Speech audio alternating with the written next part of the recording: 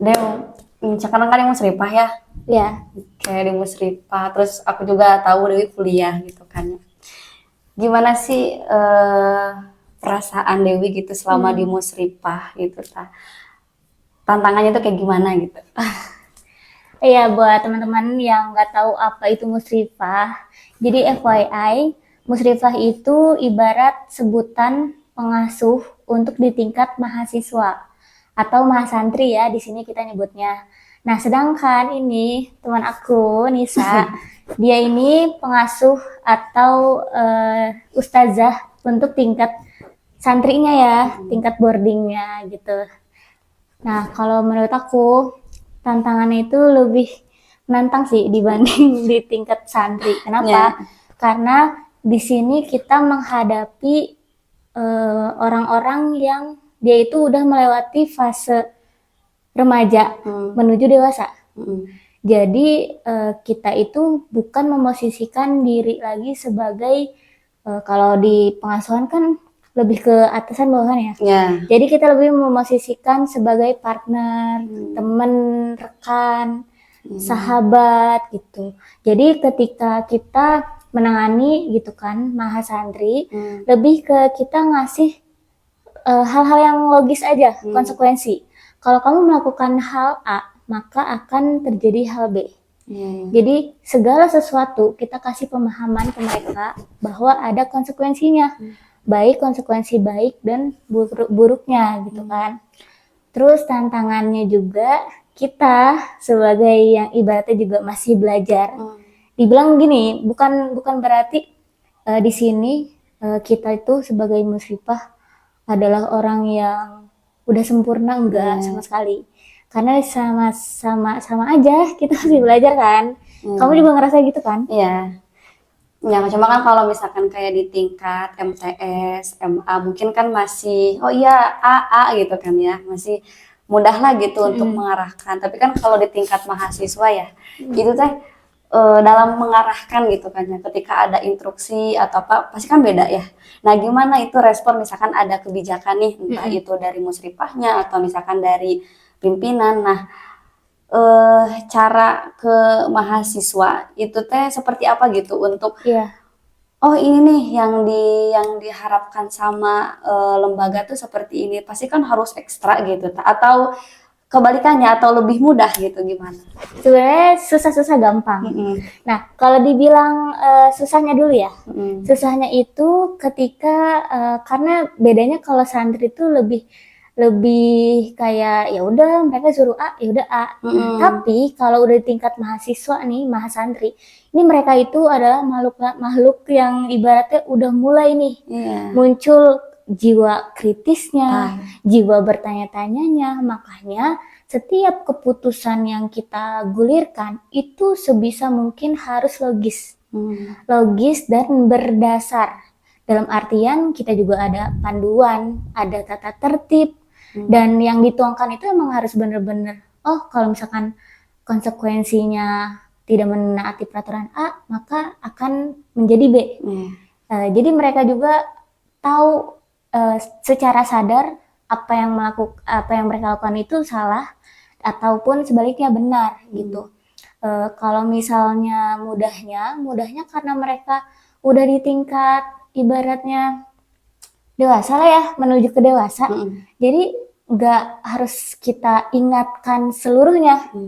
Kan biasanya kalau di tingkat santri kita full banget kan 24 jam ngontrol, terus juga ngedaur setiap kegiatan, setiap kegiatan sholat 5 waktu juga harus didaur kan. Nah, kalau di tingkat mahasantri, ini karena mereka kita juga ngasih kepercayaan lah ke mereka. Jadi tidak didaur, tidak terus standby 24 jam enggak. Jadi paling pengawasannya lebih ke di malam hari sebelum tidur, terus juga diingatkan kalau misalkan ada beberapa orang yang nggak hadir, jadi melakukan pemanggilan tuh kayak kita ngecek konfirmasi bener nggak ikut kan biasanya kalau misalkan di santri langsung sidang Iya. hukum di lapang misalkan atau di serambi masjid kan Iya, gitu kan. iya. Nah kalau kita tuh lebih ke ngobrol aja. Kenapa? Karena biasanya santri atau mahasantri yang tidak ikut kegiatan atau alfa lah ya terhitungnya itu biasanya kalau nggak lagi ada masalah, ada sesuatu yang belum selesai di dirinya. Jadi kita juga harus paham bahwa proses orang beda-beda, ya kan? Jadi bersyukur anak-anak yang stabil itu biasanya yang berasal dari keluarga yang stabil juga, yang harmonis. Jadi kita juga pertama kalau misalkan ada anak-anak yang absennya bolong atau nggak ikut kegiatan selama beberapa waktu, ini biasanya dia ada masalah di dirinya, entah males ya, entah ada masalah percintaan, entah ada masalah keluarga dan macem-macem nah gitu kan ya. Gitu. Kalau misalkan di santri sendiri kayak gimana? Kalau di santri, sebenarnya kalau di santri itu bukan lebih mudah ya, tapi karena memang pengarahan dari musyrifahnya, sama namanya musyrifah di tingkat santri itu lebih ke segala sesuatunya itu diarahkan. Nah, terkecuali memang bagi tingkat-tingkat akhir kayak kelas 6 gitu, kelas 5 gitu. Itu ada apa ya? Ada cara khusus juga gitu. Beda dengan kelas 1 MTS, kelas 2 MTS itu beda. Jadi ketika ada pengarahan apapun itu dari mulai bangun tidur sampai tidur lagi tuh mereka akan ngeh gitu, akan sadar gitu, oh iya karena diarahkan seperti ini ikut gitu. Misalkan bangun tidur jam sekian, bangun tidur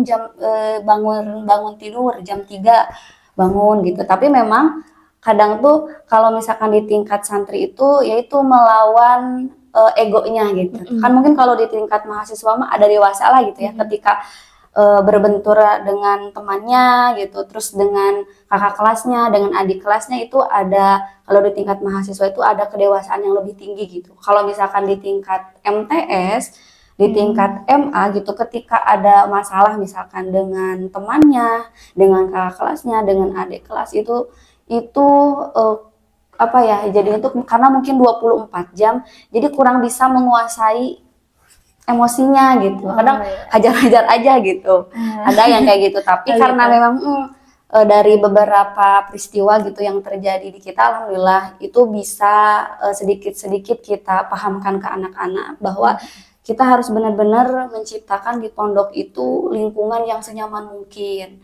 Ini harus penuh dengan kasih sayang terhadap teman-temannya, adik kelasnya, kakak kelas harus benar-benar menghormati, takzim gitu. Itu yang sedang kita tanamkan. Tapi memang ini sulitnya tuh apa namanya tuh? Karena harus memerlukan waktu yang panjang gitu. Nah, itu tadi benar kata Dewi. Itu benar-benar dasarnya itu dari keluarga. Kan kita datang ke sini santri itu gak tahu ya keluarganya itu pola asuh yang diberikan di rumahnya itu seperti apa, entah itu ketegasan yang dibentuk gitu di keluarganya, terus juga ada yang lemah lembut di keluarganya. Nah ketika ke pondok itu campur semuanya.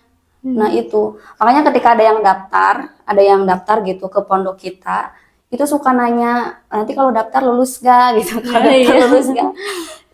Itu udah beberapa kali bilang pasti lulus, cuma memang yang membedakan itu nanti dites lisan dan tulisan itu nanti di kelas mana, apakah A, B atau C. Tapi ini pun bukan berarti memperlihatkan oh si ini mah pintar, si ini mah gak pintar gitu. Itu dari beberapa penilaian.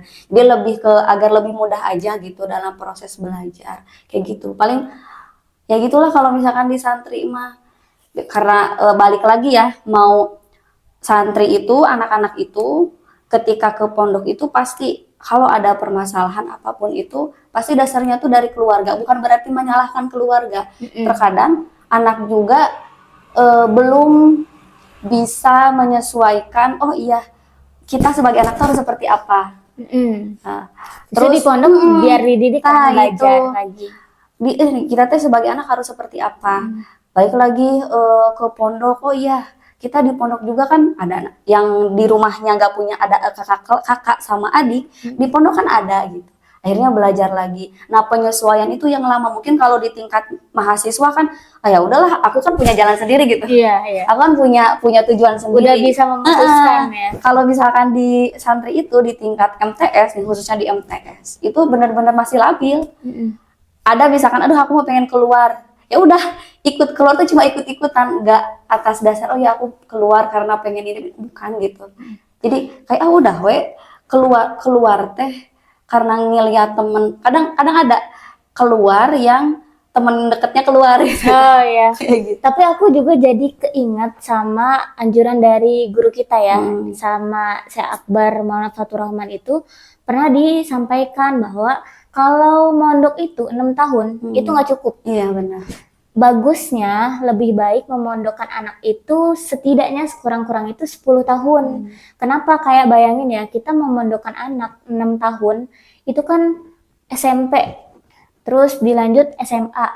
Nah, kalau misalkan cuma sampai SMA keluar, itu dalam keadaan usia remaja yang masih labil-labilnya. Transisi remaja ke dewasa masih labil-labilnya, masih bingung memutuskan mana pilihan yang terbaik dan sebagainya. Sedangkan kalau misalnya dilanjut lagi nih sampai tingkat Mahad Ali atau STAI atau dalam arti sampai kuliah lah di pondok.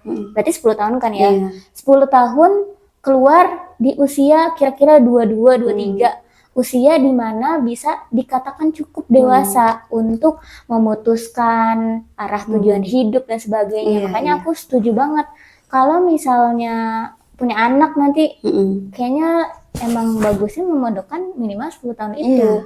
Karena kayak tadi case-case yang masih belum bisa mengarahkan meredam emosi atau ya kalau kata bahasa sekarang mah FOMO gitu kan, teman keluar ikut keluar gitu kan. Sedangkan kalau misalkan di tingkat mahasantri itu kan udah mulai jiwa kritisnya ditata, apalagi kan basic di pondok kita kan tasawuf ya, dimana sangat menghargai yang namanya proses. Jadi proses ini bukan berarti cuma 10 tahun doang atau 6 tahun doang. Tapi yang dimaksud proses di pondok kita ini ya selama seumur hidup kan ya. Jadi santri seumur hidup. Dalam artian kita terus berproses selama kita hidup di dunia ini.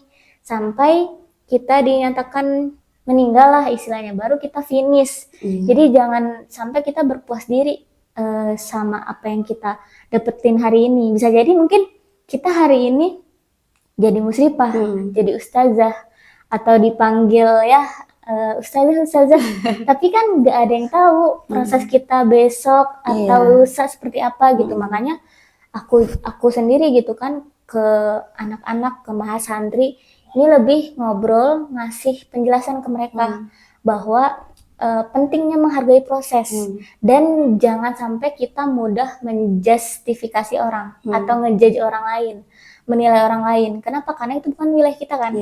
Wilayah Allah itu mah menilai hambanya.